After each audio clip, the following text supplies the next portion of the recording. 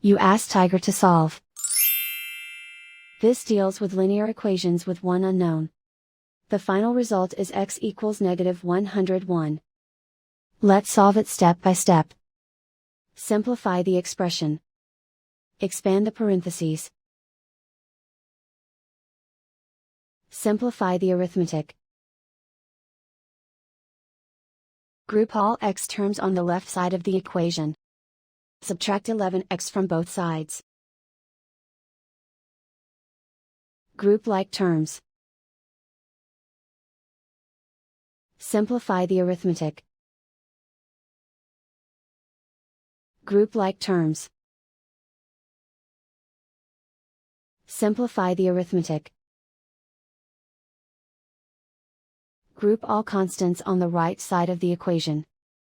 Subtract 96 from both sides.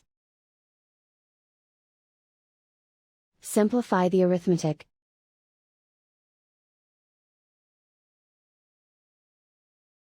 And so the final result is x equals -101.